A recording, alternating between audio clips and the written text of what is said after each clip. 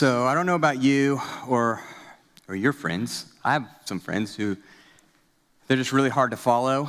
And I mean like driving down the road. And so I don't know if you have that friend where it was like, it's a yellow light and they speed up. And you get stuck at the red light and you're just like, all right, I don't know what to do now. Or I had a friend when we first moved to Dallas, I had no idea where I was going. And I would follow him. And we're just cruising down the highway, and without any warning, he would just dart across like 2 lanes of traffic and exit.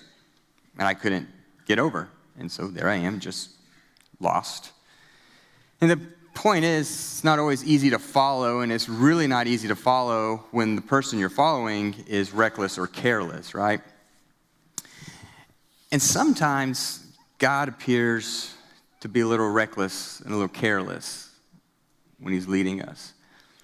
I could quote author after author, theologian after theologian who would say the number one cause or excuse or reason for people abandoning God and their faith is suffering. It's people like me and you who come and we pray and we give and we sing, we're in Bible studies, and then one day we wake up and we're like, what are you doing, God? This isn't fair. I didn't sign on for this. And then we're out the door. So this morning, we're actually going to see, out of Exodus, God lead his newly redeemed people out of Egypt, and we're going to see him lead them to a place where they don't want to go. And we're going to ask 2 questions. First, why does God appear to lead recklessly at times? And then the second question is how? How do I follow him when he's doing this, or when he's appearing to be kind of a reckless, careless leader? So if you haven't turned there already, Exodus 13, verse 7.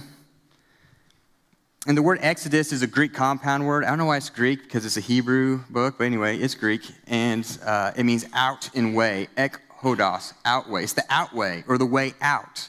And that's where we're at this morning. We see that God, through Moses, is leading his people out of Egypt. He's just done the 10 plagues that most of us are familiar with, and they're on their way out. But immediately in our story, there's some tension. Verse 17, now when Pharaoh had let the people go, God did not lead them by way of the land of the Philistines, even though it was near. For God said the people might change their minds when they see war and return to Egypt. Hence God led the people around by the way of the wilderness to the Red Sea. And the sons of Israel went up and marched away from the land of Egypt. So right away, there's tension. Because this is the way out, but there's 2 ways out. 2 ways. There's the quick way, the fast way, the direct way, the interstate, the way we would want to go to the destination that we have planned, the land of the Philistines, the land that's promised. But God chooses to lead his people a different way. He chooses to lead them the way of the wilderness, the desert, the unknown, the scary, the dangerous, the everything bad. And not only is it the way of the wilderness, look where it leads. It leads to the Red Sea. That's a dead end. But God chooses to lead his people this way. And God's people don't really know what's going on just yet. Because in verse 8 of chapter 14, we see that they're walking out boldly. They're like, we're big stuff. They don't know where God's leading them. They've never left Egypt. They've been slaves for 400 years. They don't know where they're going. Look at verse 20. Then they set out from Succoth and camped at Th.M on the edge of the wilderness. So they're right at the cusp. The Lord was going before them in a pillar of cloud by day to lead them on their way, and a pillar of fire by night to give them light, that they might travel by day and by night. He did not take away the pillar of cloud by day, nor the pillar of fire by night from before his people. So we see God leading his people. He's leading them. He's paving the way for them. All right, let's get into chapter 14. Verse 1. Now the Lord spoke to Moses, saying, tell the sons of Israel to turn back.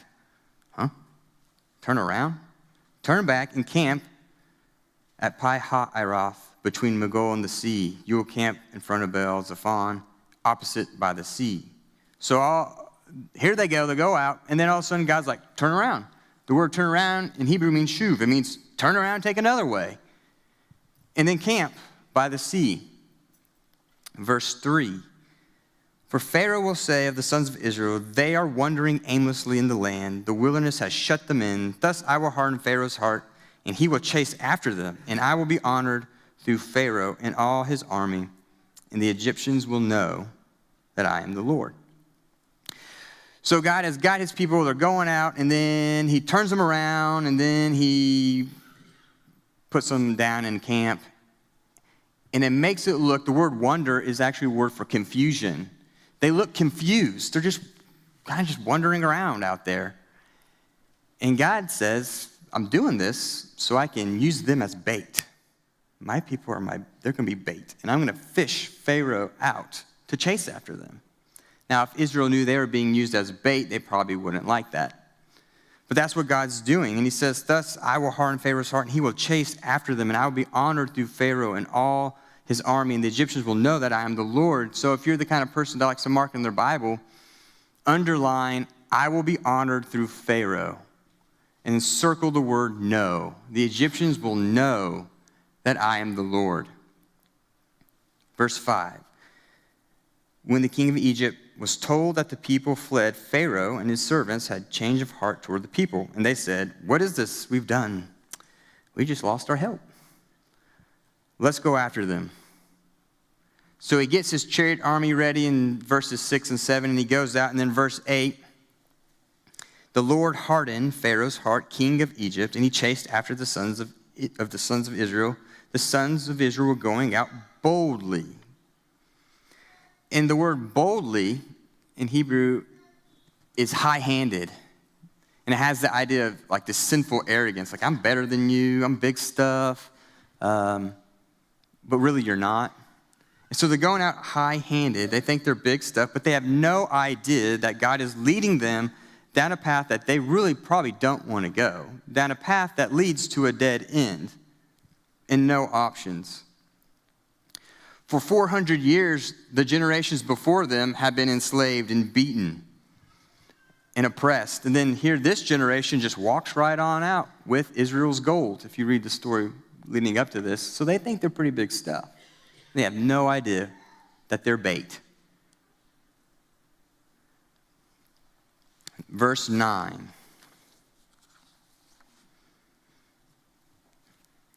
The Egyptians chased after them with all the horses and chariots of Pharaoh and the horsemen and his army, and they overtook them camping by the sea beside Pi-Hahiroth in front of Baal-Zephon. So here, now, in verse 10, this is where Israel finds out. This is where they find out that they just went down a path they did not want to go. And if they had a choice back in Egypt, they would have chosen that short way, the direct way, the quick way to their destination. We're going to the promised land. This sign says this way, we're going to go this way. Why would we go the way of the wilderness? If they had a choice, they would not have chosen this route. Verse 10.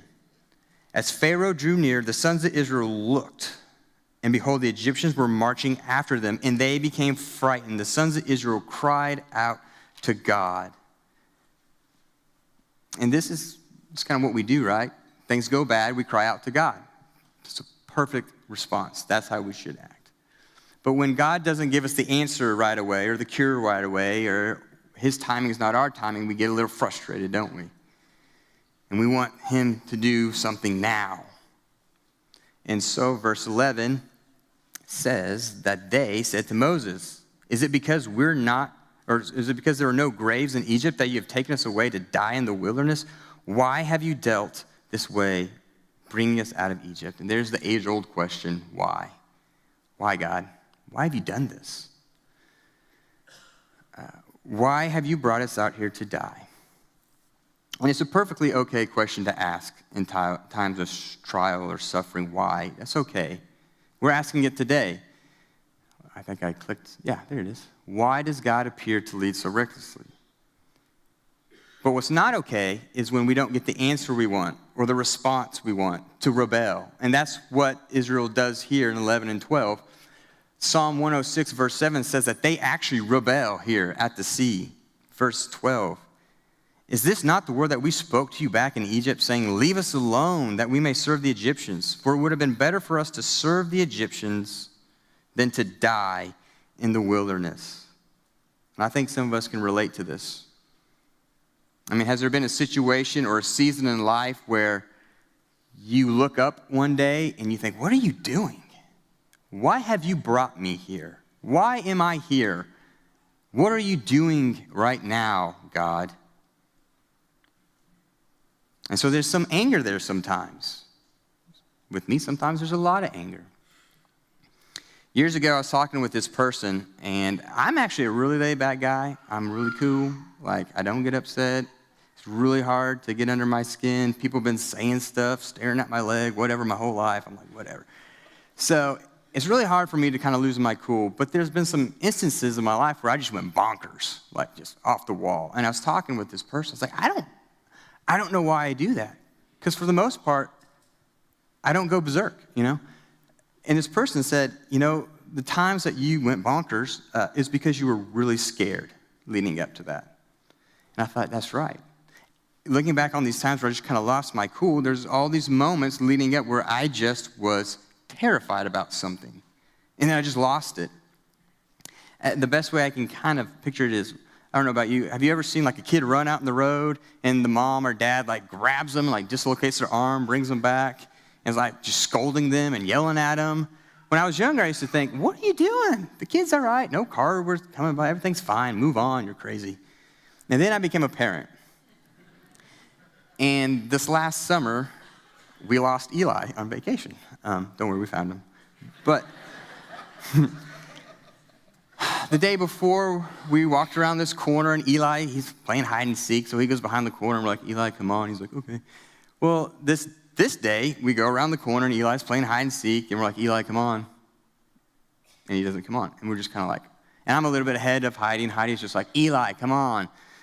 And then she walks back there and looks around the corner, and he's gone.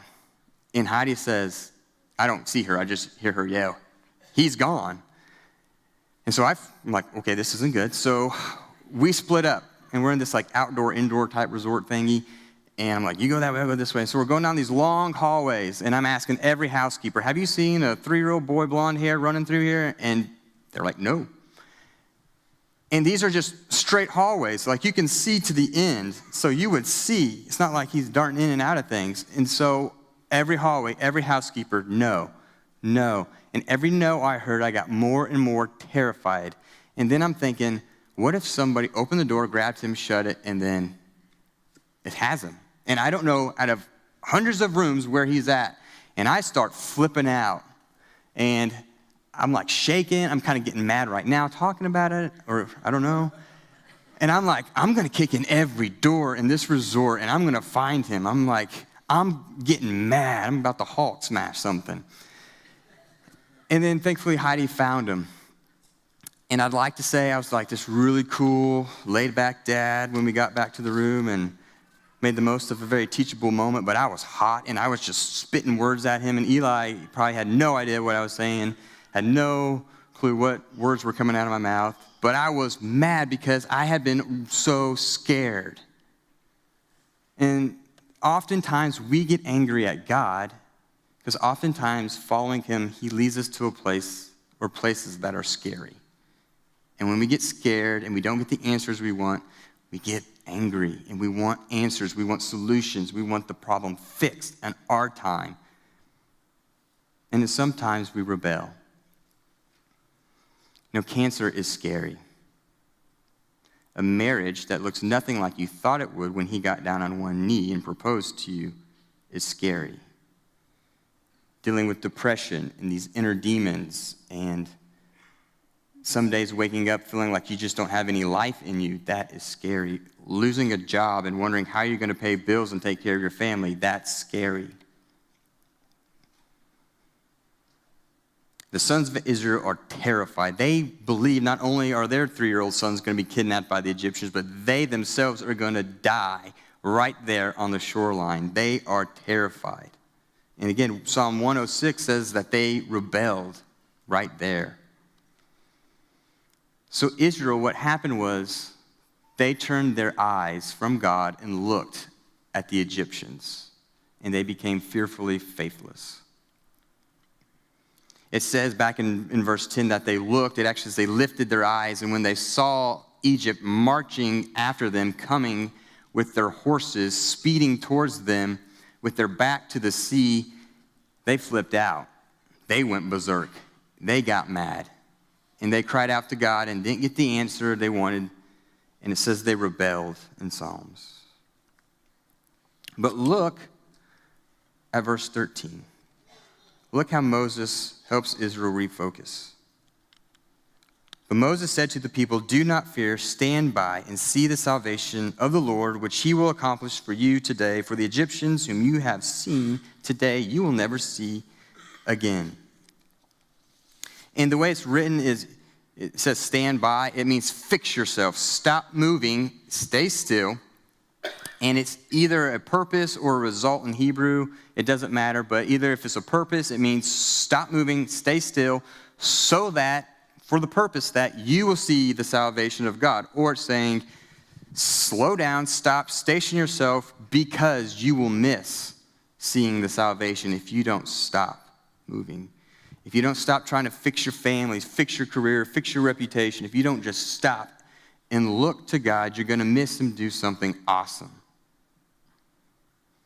And before I read this next verse, I'm going to tell a little story, quick story.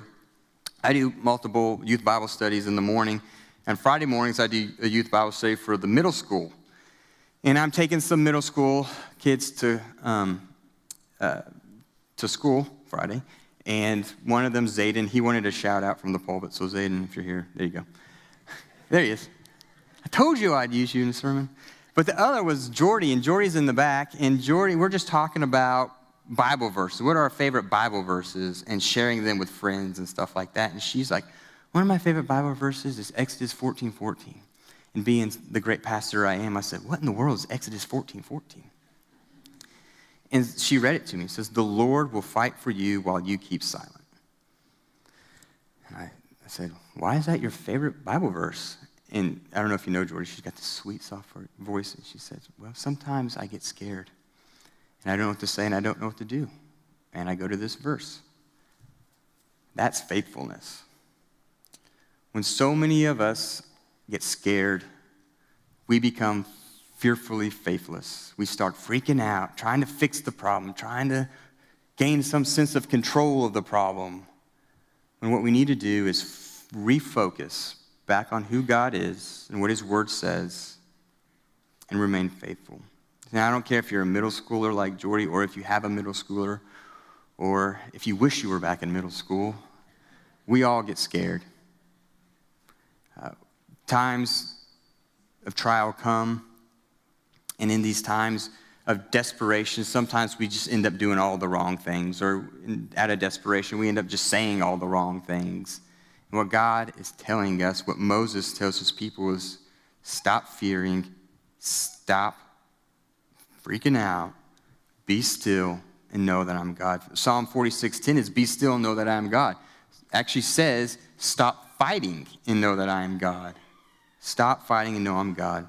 Faithfulness is not only following Jesus in the good times and the times when fear is absent, it's also following him in the midst of fear.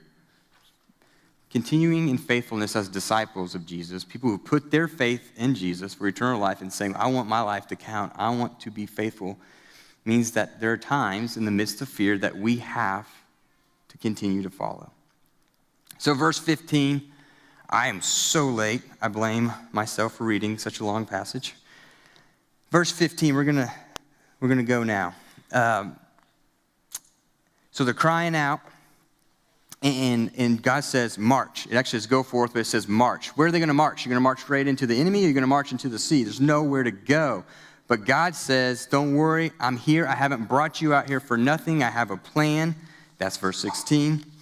And he has Moses lift his staff, the sea parts, the wind's blowing, it's dry ground. They start moving through, and they start marching. God's not done. Sometimes carelessness and recklessness on God's part really is a carefully crafted plan. And so they're marching through, verse 17. As for me, behold, I will harden the hearts of the Egyptians so that they will go in after them, and I will be honored through Pharaoh and all his army and through his chariots and horsemen. Then the Egyptians will know that I am the Lord when I am honored through Pharaoh, through his chariots and his horsemen.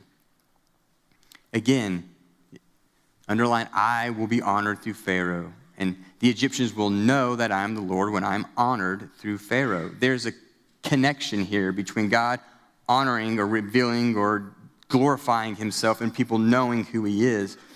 And I just want us all to know that even though God appears reckless at times, he has good reasons. God has good reasons. It's for his glory. Every time it says, I will be honored, in Hebrew is kavod. It's the word that we see all the time as glory or glorified. God's saying, I will be glorified through Pharaoh. I will be glorified. And when I'm glorified, then the Egyptians will know something. What will they know? They'll know who he is. He is Yahweh, Lord all caps. He is God. So, sometimes God appears reckless, but in the end, it's for his glory. 3 times it says, I will be honored or glorified through Pharaoh. And so sometimes carelessness and recklessness on God's part is really a carefully crafted plan for his glory. There's another reason. Back in verse 17 of chapter 13, at the very beginning, it says, now when Pharaoh had let the people go, God did not lead them by way of the land of the Philistines, even though it was near, even though it was the fast way, the direct way, because he said the people might change their minds when they see war and return. What they didn't know about that short, direct interstate route was along the way were Egyptian forts or barracks. They would have had to have fought and clawed their way all the way to the promised land. And we saw from the text, they're not ready to fight anyone. They would have went into it and been like, we're out, we're going back. So sometimes God appears reckless in how he leads us. It's for his glory, but it's also for our good. He has our good in mind. So he leads us. Sometimes it seems reckless or careless, but it's for his good and for his glory and our good. Verse 19. Well, let's see. Yeah, verse 19. God moves. It's one of the verses I like. He's been going before them, but what does he do? He moves and goes behind them. So he's been paving the way before them, and now God moves and starts protecting them from behind. God is not reckless in how he leads, and he is not careless in how he protects. He moves and paves the way before them, and then when he needs to, he carefully moves and protects his people. And so they cross through on dry ground. The Egyptians take up pursuit of them. Verse 24, it says, at the morning watch, that's 2 a.m. to dawn, God looks down. Verse 25, he caused their chariot wheels to swerve, and he made them drive with difficulty. And look what they say. It says, let us flee from Israel, for the Lord is fighting for his people, the Egyptians. The Egyptians knew who the Lord was. Verse 27, so Moses stretched out his hand over the sea, and the sea returned to its normal state at daybreak.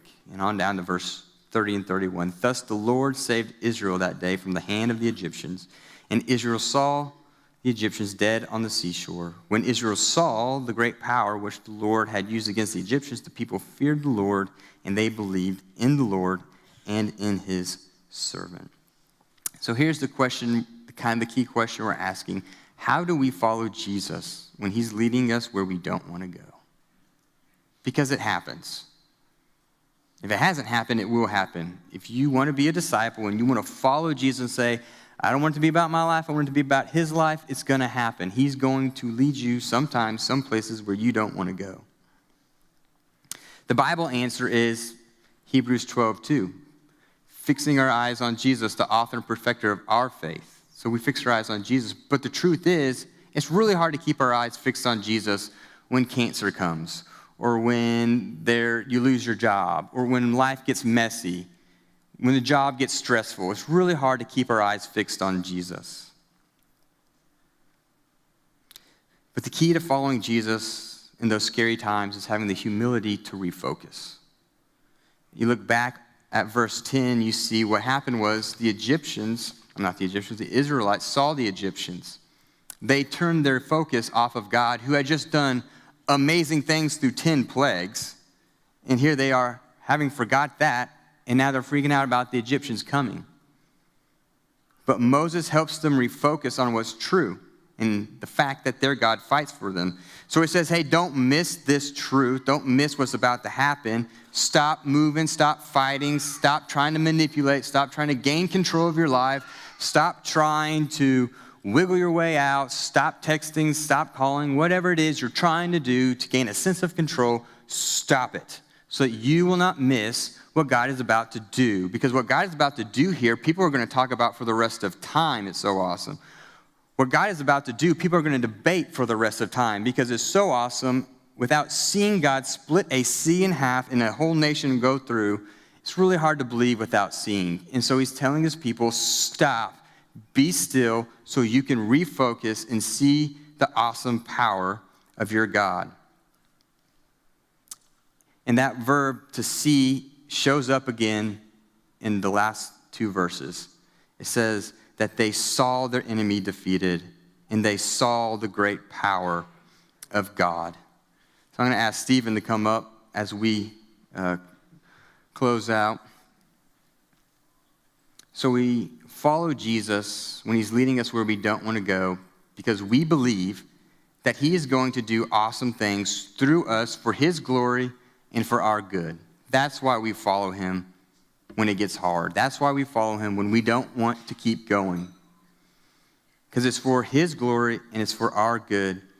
And when that happens, we have to continually refocus back on Jesus, who, by the way, also followed God to a place he did not want to go, the cross. And it was there that he died for your sin, mine, and those of the world, paid for sin in full, 3 days later conquered death, and he gives eternal life to all who would believe in him. If you're here today and you have not put your faith or trust in Jesus, you can do that right now. Jesus doesn't ask us just to follow him in his life, but also in his sufferings. Philippians 1:29 says, for to you it has been granted on Christ's sake that not only you believe, but you suffer. It's not one that you put on your kitchen wall. 1 Peter 2:21, for you have been called for this purpose, since Christ also suffered, leaving an example for you to follow in his steps. We follow Jesus, even when he's leading us where we don't want to go. We fix our eyes on him, the author and perfecter of our faith, who for the joy set before him endured the cross, scorning its shame, and sat down at the right hand of the throne of God. So to help us do this, I've given you the white cards that everyone's been curious about. And on this index card, write whatever you need to write. It could be Hebrews 12:2, fix my eyes on Jesus. It could be Jordy's verse, 14:14. The Lord will fight for you while you keep silent. It could be just a truth from God's word. I am forgiven. I am loved. Whatever you need to hear throughout your day to help you refocus back on Jesus. And you don't even need to use the white card. If it's still sitting there out, it won't hurt my feeling. Get a sticky note at work. Put a sticky note on your monitor. So when work gets stressful and crazy, you'll see it and you can refocus back on Jesus at work. Get a marker right on your mirror. My sister used to do that to me in high school. It'll help you refocus for the day. And if you have a bad day, you come home. You're going to see it. You're going to refocus for your family. You can even get a dry erase marker and write on your toilet. Do what you got to do to stay faithful. Do what you have to do to keep following him when it's hard. And it takes humility to sit down and say, I need help. I have to write something. It takes humility to say, I'm not powerful enough. I'm too weak. Jesus, help. Whatever you do, it takes humility to depend on Jesus.